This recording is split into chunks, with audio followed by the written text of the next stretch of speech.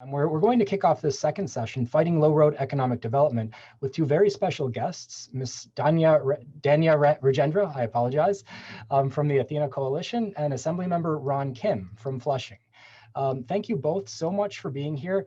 They both have extensive and impressive bios that I highly recommend you check out on our website. For the sake of time, we're going to jump right in, although I will say that Danya likes to talk about Jello, so if that comes up, that was part of her bio, feel free to ask questions about that as well. But we're going to kick things off just with a quick anecdote. So for those of you who attended the first session, the unit that's hosting this event is based over in Buffalo, New York. And just a couple of months ago, there was an area in Western New York that was fighting against an Amazon warehouse. An Amazon warehouse came in and basically put forward a proposal that asked for $7 million in public subsidies to create 50 full-time jobs. 45 of those paid $15 an hour, only 5 full-time jobs paid above that. And it turns out through a lot of opposition, including data-driven research, people coming out to public hearings, calling for even additional public hearings to come voice their opposition, Amazon still got the $7 million public subsidy to create those 45, $15 an hour jobs. And cases like that happen over and over again in New York State and throughout the country. And so we're here today to ask some experts on what we can do about this. And so we're going to start things off, if you don't mind, I'm going to ask Danya the first question, just to give us an overview of what is Athena, why was the organization formed, what is its mission, and how does it connect to this anecdote? Thanks, Rusty, so much for having me in Cornell IOR. And it's great to be here with you, Assemblymember Kim. Athena is a coalition of 56 organizations across the United States, and our mission is delivering democracy. We believe in a world and in a New York State where our democracy can finally represent everyone, and our economy is one where everyone, not just Jeff Bezos, has an opportunity to thrive. Obviously, we don't live in that New York State or that United States yet, and New Yorkers of color have a lot less of that than others. And so we're focused at Athena on Amazon as one of the reasons that we don't have that world yet. Athena members organize and do other kinds of work, policy advocacy, research. We're like a whole different, all kinds of nonprofit organizations belong to Athena. And but fundamentally, we're organizing across the country to hold Amazon accountable for the ways in which they're actively harming us, especially working class people of color. And I think, audience members are probably familiar with all of the coverage since COVID began of the ways in which Amazon is a pretty terrible place to work. But I think for other labor history nerds like me, I always encourage us to think about Amazon more as the company and a company town. So that's usually comes with a host of pretty gnarly, I think could be the technical term, working conditions, but it's not just that, right? Like company town companies, they pollute the environment, they surveil people. Amazon's a company that employs Pinkertons and they're still around. And picking up on what Dr. McClooney ended her discussion with, Amazon, in the last session, right, around the kinds of corporate statements that corporations made after the uprisings about racial justice, Amazon put out some really nice Instagram posts about Black lives, but everything about their model and their operations is designed to impoverish us all, and in particular, Black and brown people. So we work on those problems and support our friends across the movements for racial and economic justice to build the power we need to have something way better than this. Thank you. And then Assemblymember Kim, just to put some of these practices in context, if you wouldn't mind giving our audience just, generally speaking, an overview of how economic development subsidies in New York State work. So who grants them, who gets them, how big can they be, and what benefits do they typically generate in your experience? Thank you, Russell. And it's good to see you, Danya, as well. I was with you at the very beginning with the formation of Athena. It was a beautiful moment in Minnesota, and so many allies from all across the country came, and your leadership was astounding then, and it's even more inspiring now. So thank you for all the work that both of you are doing. The economic development is in my opinion, it's a fancier term to describe corporate giveaways and corporate welfare in the state of New York. In the city of New York, we give anywhere between $2 to $3 billion of tax credits and corporate subsidies. As a state, that ranges from $6 to $8 billion a year. Even during the pandemic, we have given out billions of dollars to multinational companies that have proven year after year that they do not deliver the promises that they give up front. So on average, we were paying about $450,000 a job in some places like Buffalo, where you reside. In some of these economic development projects last year have proven that we're spending $1.2 to $1.5 million per job. So we have a number of proposals in place to scale back, not only scale back, but end these practices, but hold the current contracts accountable so we can put in mechanisms to claw back some of the money if they do not perform. We should do an auditing twice a year, and then we should hold all these corporations accountable for what they deliver. And we should raise the standard. Like if you're leaving carbon emissions and polluting our communities and our environment, you should be paying the state to do business, not the other way around. And so we are years behind in holding these mega multinational corporations accountable. But with the new momentum that's in front of us, with the dialogue of confronting Amazon, just think about where we were just only a couple of years ago or where we are today. 2-3 years ago, every mayor was courting on their stupid YouTube channels. We're prime for Amazon. Please come there. They're publishing ads to a point where now they feel ashamed to even be like mentioning Amazon. So we've come a long way, but we still have to achieve some tangible steps to break up this vertically integrated, monopoly, to make sure that we're setting the right precedents moving forward for how commerce should be conducted, protecting our communities. Thank you. And so this I'll pose to both of you, and please just feel free to react as appropriate. But it seems to me that we've been stuck on this practice of giving out subsidies and trying to bring jobs into communities, and using that as sort of the accomplishment to run on for additional political offices. And so it seems that that's going to be a hard practice to phase out, although we'll talk potentially a little bit more about that today. So in the near term, while we still have that, what are some of the asks that we should be making? So in exchange for public dollars, what should companies be doing for the communities that they're coming into? What sort of exchanges should be taking place here? And then how can we track them? What sort of systems can we put in place to be able to track those outcomes better than what we do right now? Well, I love auditing, says every executive director ever. And I think that part of what's so exciting about what Assemblymember Kim is talking about is about putting the onus of proving that they're doing what they say they're doing on corporations, rather than, I think, starting from the presumption that corporations are doing the right thing, borrowing from the sign behind you, Ron.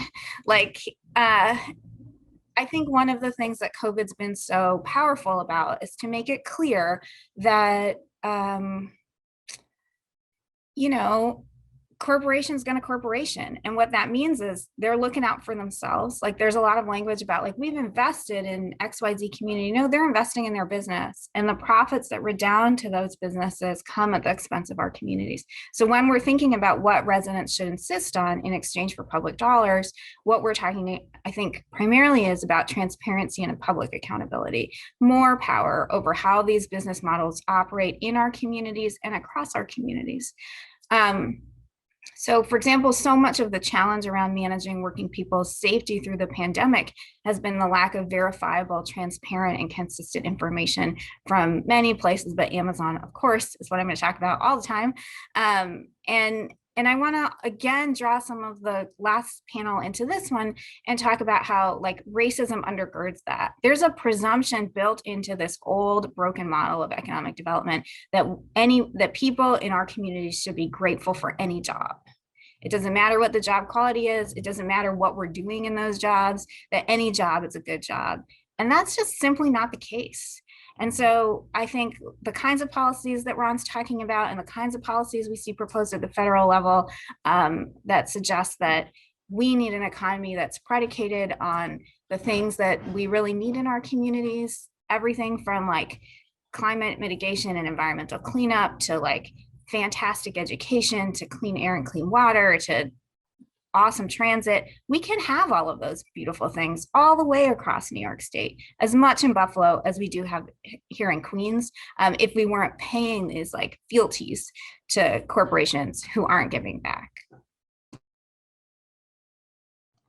I mean, I fundamentally go back and I want to redesign how we even approach economic development in the first place. We shouldn't be doling out any corporate investments into these big corporations and investing directly in our people, in our communities. Number of studies have shown that when you invest directly in education and so improve the social conditions, the return on that investment is tangibly greater, and that's real economic development. So when we start bribing companies to stay in our neighborhood, it's not a sustainable model. But to your point, Russell, in the interim, because local mayors and localities continue to compete in a race to the bottom, so in the interim, we need to put a Band-Aid and we need to figure out, okay, well, if we're going to do that for the next foreseeable future, what can we do to ensure that they're delivering on what they promised that they would deliver? So yeah, I mean, the only thing we can do is put in these strong contracts up front, biannual audits, clawbacks, the quality jobs, livable wages, right to organize, centering the contracts, everything around workers and their families and their ability to gain access to social and upper mobility. What is the point of having these big companies if we're not creating a robust working class community and protecting that community? So if we can't deliver on that, I mean, that it's just bribery, and it's just them extracting value and wealth out of our communities. So I think being able to be transparently communicate to the public in real time, what is the impact of every dollar we're investing in our corporations, is something that's achievable, and other cities have done it. Like if you look at like Oberlin, for instance, they not only track like company subsidies, but they track their public subsidies as well, like tied to pollution in their local communities, and they have figured out how to incentivize better behavior by leveraging their tax credits toward developers and buildings that are reaching neutral level carbon emissions. So that people are already doing it, and cities are already showing how it's done. And New York City definitely have the tools and technologies to do it, but just do not have the political will yet. So hopefully we'll get there soon. That's a great point. And so in addition to will, I also think there might be something in terms of public perceptions. So this even goes back to a point that Dania was making. It seems that especially where I am, say in upstate, where we've experienced deindustrialization, massive population loss, there's this desperation in the sense that any job is a good job. And we have basically a publicity machine rolling through and saying that that's the way things are done, that we need to bring jobs at any cost. So how do we begin to change that mindset in a way that then can put pressure on elected officials, not you, of course, but other elected officials, to get that political will to begin to make some of these system level changes that you're discussing?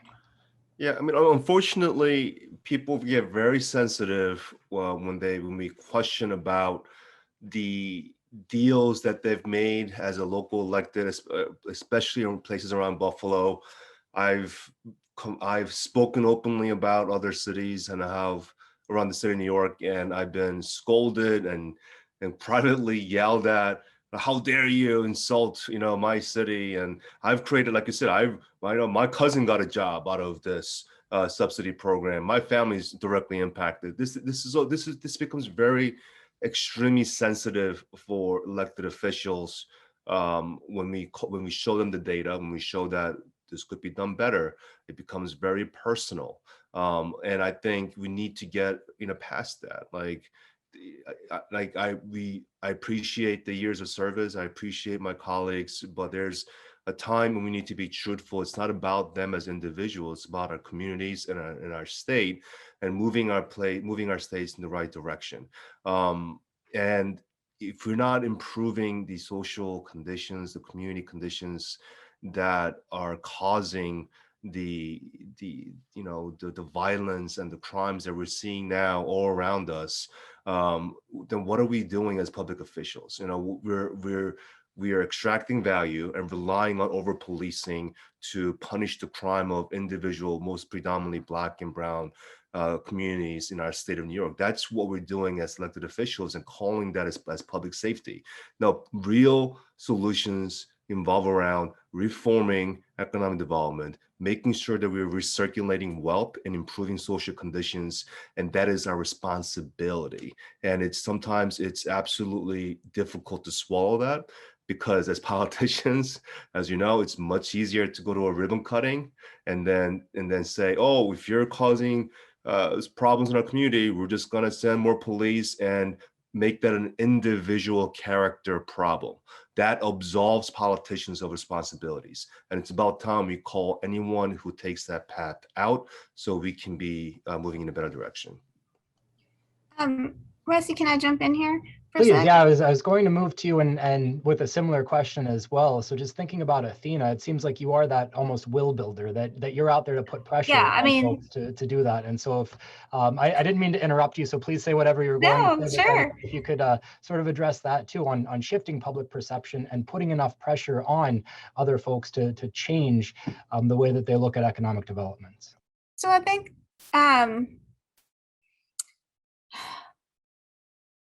I think that, yes, we do a lot of educating public officials on their opportunity to make different choices. And I think this is an exciting time to be having this conversation, because new choices feel possible in a way that, maybe they didn't a little while ago. Certainly before the 2008 crash, and definitely before the pandemic.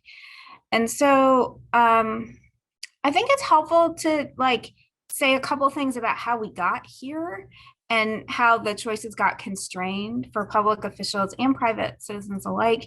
And then also how, as Ron's alluding to, these mega corporations, these monopolies are extracting bribes in that language, right? Really have so much power over local communities. It's not a fair fight. Between Buffalo and a $1 trillion corporation like Amazon, that is not a fair fight. And so, so much of how I think we need to think about the choices available to us, whether we are public officials or we are, civic participants, or we're leaders of organizations trying to figure out what to do, is about collectively making it possible for us to have better choices and then figuring out how to make them. So just to, these mega corporations, they don't emerge by accident. They emerge because of a few or maybe a lot of powerful factors, but I'm not going to talk about all of them. But I am going to blame President Reagan, because that's always a good time. So Reaganomics and neoliberalism, it diminishes worker power. It creates this thing called shareholder primacy, right? Which makes the return on your investment in the market the number one priority of a corporation. It enshrines the consumer welfare standard and antitrust, which just makes all other considerations just not, all that matters is the consumer getting cheaper prices. And really importantly, it defunds and diminishes the entirety of the public sector, right? Especially regulation and regulatory enforcement. And that, again, that all rests on racism. Reagan ran on racism, George W. Bush ran on racism, George H.W. Bush ran on racism, right? It's the racism that just suggests some people are unworthy of jobs or good jobs, or public assistance when we need help with clean air and water, freedom from invasive surveillance and the kind of policing that Ron was talking about, violence and discrimination. And Amazon in particular, big tech and big business in general, are absolutely rapidly exacerbating those trends. So while there's a lot of talk about neoliberalism being over, there's no, unless we collectively make other choices, public officials, communities, powerful philanthropic institutions, all of us together, what could replace neoliberalism could be neo-feudalism. I mean, Peter Thiel's like not joking around with that kind of stuff, or some of the other folks who are huge Silicon Valley thought leaders, right? Because it's based on that same kind of company town kind of idea from the 19th century. So if you follow me on Twitter, you know that I have this like funny, not that funny running joke about how new Amazon innovations are just inventing the 19th century again, right? Like they're going to do an in-person store and I'm like, look, they made the department store, right? But I think that idea that like we don't actually have a say in what kind of communities we should live in, that the rights that we have as residents of New York, we don't really get to exercise them, that the corporation has this much power, like that idea is really coming back, and that's really dangerous. And so I think it's a very exciting time for communities around New York State to figure out that we're, that the power is in figuring out how we can have high velocity local dollars that move from rural to urban and like from upstate to downstate, and how we create an economy here in New York and beyond that is predicated on the kinds of things that we've been talking about, and that supports a quality of life in the kinds of communities we want to be in. And that we recognize that corporations are, as Ron was saying, extractive forces that are in the way of having those kinds of communities. And I think that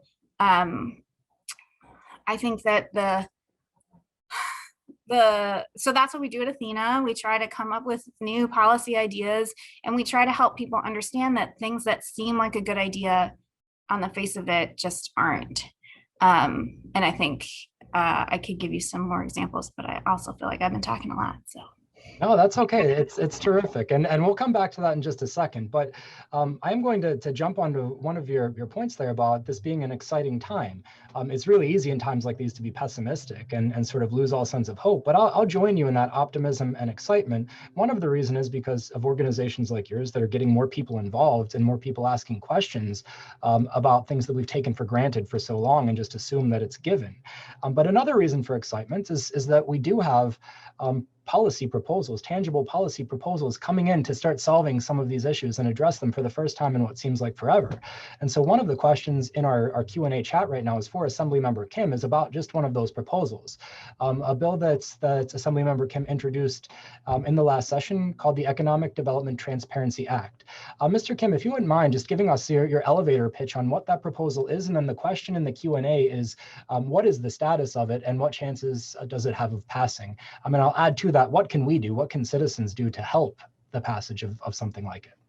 Yes, this is a bill that we've introduced last year to require certain upfront safeguards, such as clawback clauses, auditing and reporting, just basic transparency to make sure the public and public officials know that they're delivering on the promises. You would think on the surface this is an easy, transparent bill, but the executive has fought not only this, but even keeping a basic database of economic development spending that he pushed back for years. So this is something the governor does not want to go anywhere near, because he knows that under the guise of economic development, he's been able to dole out billions and billions of dollars to his top supporters, his networks, his developers in so many different ways. And he's been in hot waters over some of these projects over the past years, and he does not want anyone to come anywhere near it.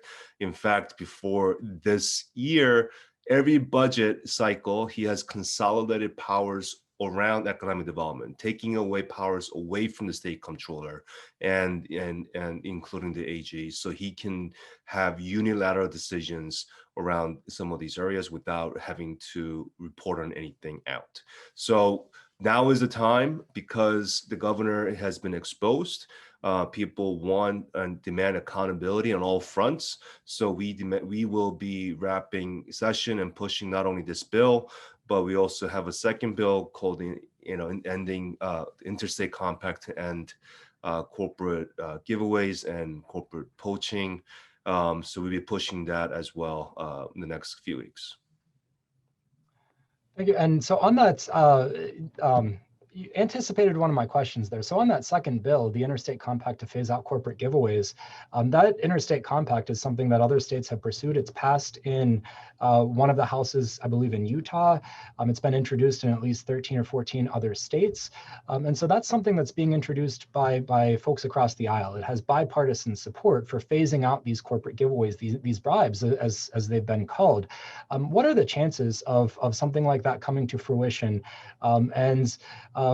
Could you just maybe give our audience a bit of an overview of what an interstate compact is, and how that's different than just trying to say that New York State's going to be the first to opt out of here? What is the solidarity that's happening with this interstate compact? It's a complex, if you're a public policy proposal, and it requires regional states and neighbors to opt in.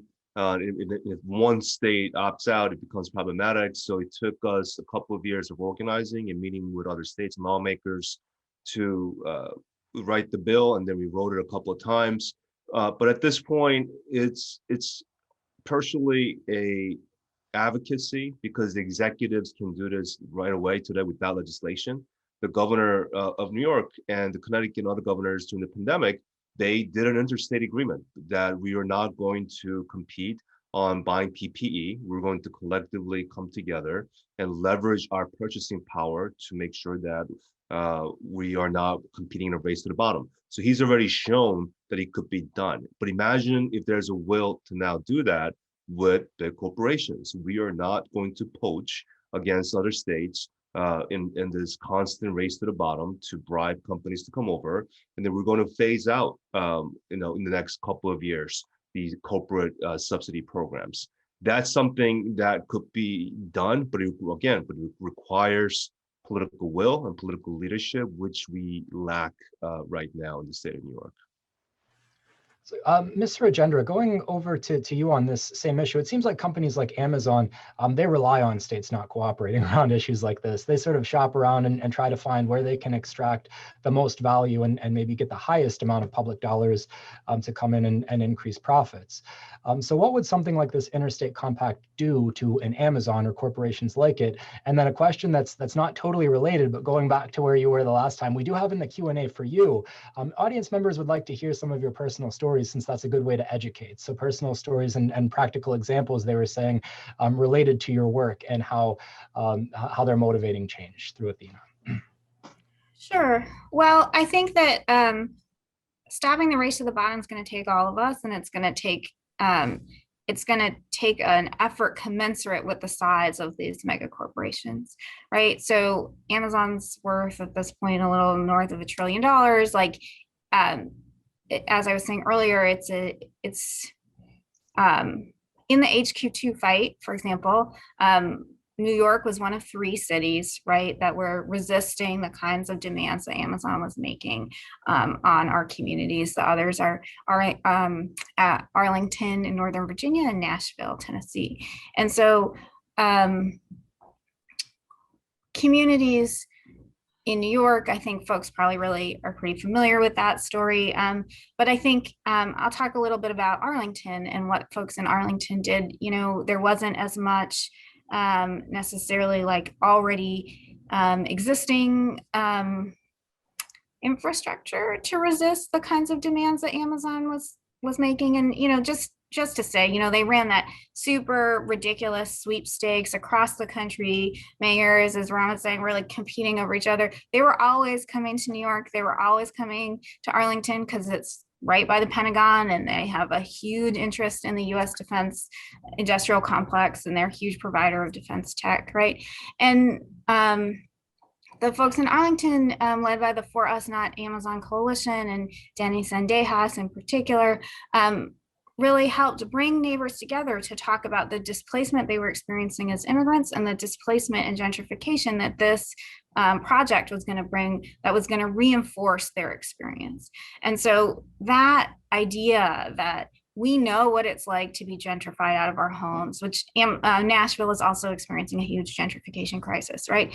That this is part of a system that is making our communities less safe and less secure and less stable, and deeply destabilizing, right? To have to move and to break up the kinds of communities that people rely on, especially working class people rely on one another to make it through. And we've really seen that be the case in the pandemic. So I'll also give you a couple of pandemic examples from around our coalition. Of course, we're incredibly proud that workers across the United States were very clear from the very beginning that there were dangers about COVID contagion in those facilities, and we're very vocal about it in Staten Island, of course, in Minnesota, in Michigan, where later Representative Debbie Dingell and Representative Rashida Tlaib went to visit the facility to find out what was going on at Amazon's invitation, and Amazon called the police on them. So right, when we're talking about, to your first question about how public officials and communities need to demand accountability and transparency from these corporations when they come to town, that's exactly the kind of thing we're talking about, right? So we also work with federal lawmakers around the exciting anti-monopoly legislation coming out of currently in the Senate, and we're expecting in the House, to ensure that working people's concerns are front and center in that, and that we understand that competition policy is very important, and that the purpose, like the underlying purpose of economic development, the underlying purpose of better competition is so that more people have more freedom to thrive. And so that's some of the work that we do around Athena. I also want to lift up, in California, there's a new pace of work bill that would address the speed of work. So in addition to COVID contagion, a concern inside Amazon's facilities and the warehouses is the pace of work. The injuries are just phenomenal and quite literally off the charts. And so advocates and workers in California are working to ensure that the pace of work is less inhumane, and to address the deep surveillance that allows Amazon to kind of grade on a curve. So inside those facilities, everyone's, you wear wearables, and so they're tracking your motions, and every moment you're not doing the work of putting things in boxes or tubs or taking them out or whatever your particular work is considered time off task, and that time you're penalized for that. And there are so that includes things like going to the restroom, which I think made national news in the course of the brave work of organizing in Alabama. And so this legislation in California is really exciting, and I think is another way in which we're trying to reclaim for the public the right to regulate the way that work happens and what work does. Athena member Good Jobs First has this incredible map that kind of shows why Amazon is going to expand in the way it does. And so I think I will close by saying, in this race to the bottom and between communities that Amazon so often is pitting us against one another and states against one another, we already know where they're going to go. They already know where they're going to go. There's a business and geographic logic that's entirely, we can all see it. And so I think that can help arm us to have a different kind of conversation when people come in and say, we'd like to have a warehouse with 2,000 jobs or whatever, that not only can we really hold on to our job standards and hold on to community hire and hold on to environmental standards, but we can also say, like, the distribution of economic affluence or development in our nation or in our state is disproportionately located in places that are advantageous to you. But what's right for us as a community is that things get located where that makes sense for us, and to begin to find ways to uh, to build towards the kinds of communities we want. And so those are some examples of where we're doing that.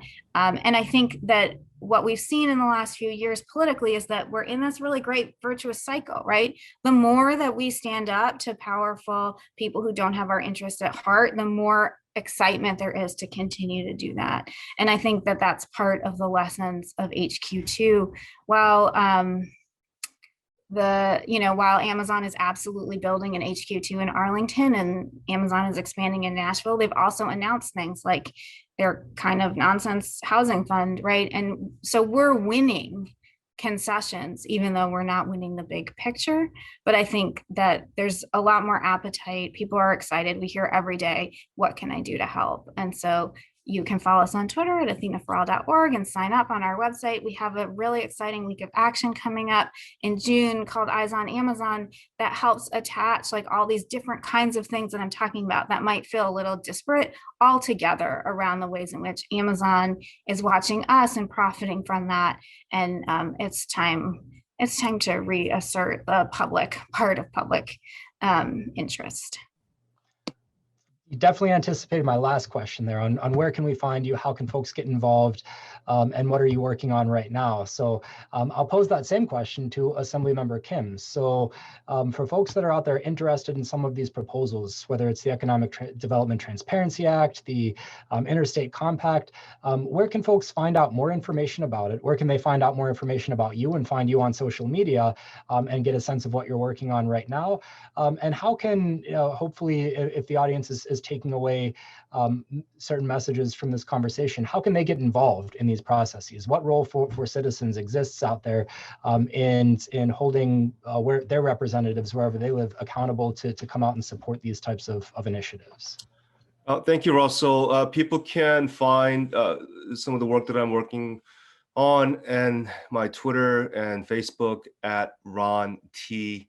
Kim. Or on my Facebook also at Ron Kim, NYC.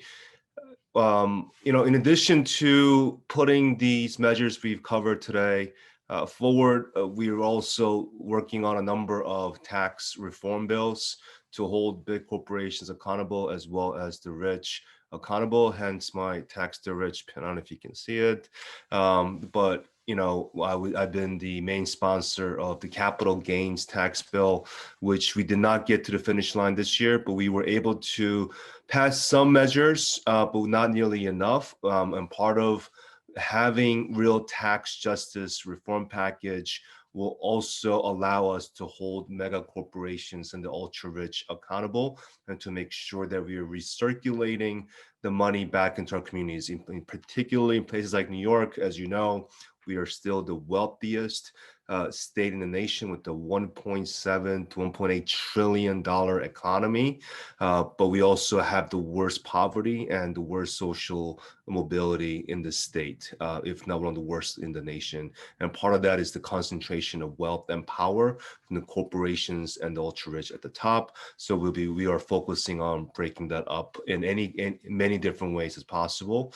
And you can follow some of that work. And if you want to get involved, we have a list of bills that we work with at allies like Athena, as well as the Working Families, DSA, a number of grassroots groups who have a list of policies that we're championing for the next couple of months. Thank you so much. And we do still have about 2 or 3 minutes. And so a new question just came into our Q&A. And I think you'll both probably want to comment on this one just based on some of your other responses. So the question is the fact that Amazon is a monopoly part of the problem?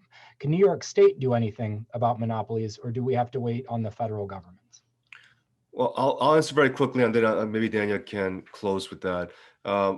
Anti-monopoly laws has traditionally been a state matter, but now it's becoming since 1980, as Athena referenced earlier, since Ronald, Reagan took place, they completely went backwards in the way that they viewed and perceived antitrust laws. We believe states could do a lot more, and Tish James, our Attorney General, has shown the willingness to work with other AGs to put forward more progressive 21st century policies, and we are open to partnering up with her, and we have legislation in place to upgrade some of our outdated antitrust laws, so we can pursue some of these monopolistic behaviors at the statewide level. I think it's going to take all the levels and all of the above. So I certainly think that Attorney General James's fierce holding Amazon accountable to New York State labor law is a really important part of, although it's not technically anti-monopoly, they're also a monopsony, right? And so I think we absolutely need federal action, both from the FTC and from Congress. We need state actions here in New York State and across the country, and the kind of collaborative effort that Ron's talking about is absolutely what we need. We also need these kinds of policy projects like we're talking that Ron's been talking about across states, right, to end the race to the bottom. And we need to start to build and envision the kinds of communities we need that will power the political efforts to achieve these kinds of policies. And those are neighbor to neighbor, person to person, like really building the kinds of communities and the kind, there's no other way to build this power than person to person, worker to worker, member to member, like find an organization, get involved, and like link up across. That's what we do at Athena. We bring people who have maybe never worked together, or they didn't see their issues as connected, worker safety folks and anti-surveillance folks, right? But actually, we're all in this stew together. That's what the company town kind of situation makes plain. And so we're going to need power at all levels to achieve a community where everyone can thrive. Kind of like the worker-owned, worker-controlled enterprises that you'll be covering next session, right, Russell? Exactly. Thank you for that transition. Thank you both. That's a perfect place to end. It's an unfortunate one because I could listen to you two engage in conversation for much longer, as I'm sure our audience could as well. But we are out of time in this session, and as the Assembly member graciously advertised, we have another session coming up in about 15 minutes on supporting worker-owned and worker-controlled enterprises. Before we get there, just my eternal gratitude to the two of you again for coming here and sharing all of these insights with us. For all of you out in the audience, please take advantage of the social media that they referenced. Go see what they're up to. And thank you so much for being here. Appreciate your time. Wonderful to have you.